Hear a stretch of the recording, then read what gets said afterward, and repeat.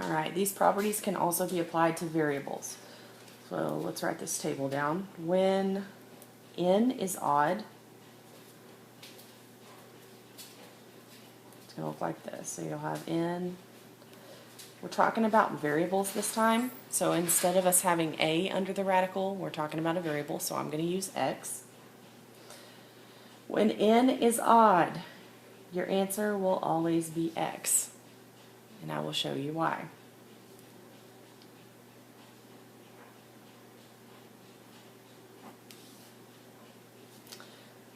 So let's say I have the 7th root of 5 to the 7th power.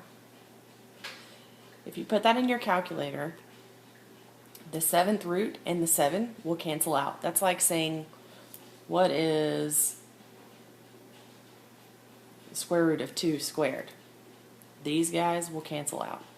So that will leave you with 5. If you don't believe me, put it in your calculator. Likewise, if we had the 7th root of negative 5 to the 7th power, our answer here, according to the formula, would be x, which is the inside number, negative 5. Now, when n is even, so again, it's going to look like this. The nth root of x to the nth power, it will equal the absolute value of x. Remember, absolute value is always positive. So with the odd ones, we had whatever x was is what our answer was, whether it be positive or negative. Whenever your n's are even, you will always have the absolute value. Let's look at an example. We've got the 4th root of 3 to the 4th. Put this in your calculator so that you can see the answer. 4th root of 3 to the 4th will equal 3. However, 4th root of negative 3 to the 4th power, you would think it would equal negative 3, but it does not. It is the absolute value of negative 3, which equals 3. Make sure you put those in your calculator so that you can understand where I'm coming from.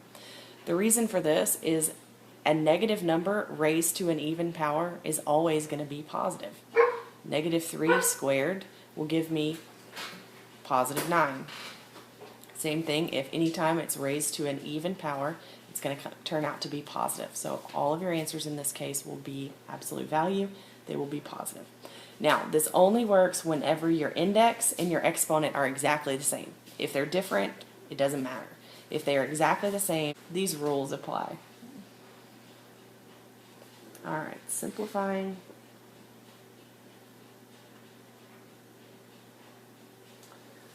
Variable expressions. All right, I have the cube root of 64, y to the 6th power.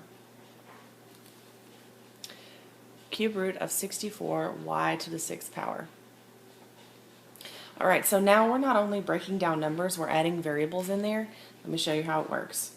Always check to see if you have a cube root of the number. There is a cube root of 64. You should see that or know it by now. Cube root of 64 is 4. And then to take the cube root of y to the 6th power, it's basically dividing. How many times does 3 go into 6? 3 goes into 6 2 times. Y squared. There's your 2 times. 4y squared is your answer.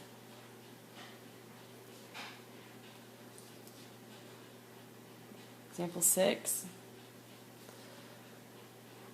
We've got the 4th root of x to the 4th, y to the 8th. Okay, keep in mind from last class, this can be broken down. This is the same thing as doing the 4th root of x to the 4th over the 4th root of y to the 8th. Those are equal and you can break them down that way.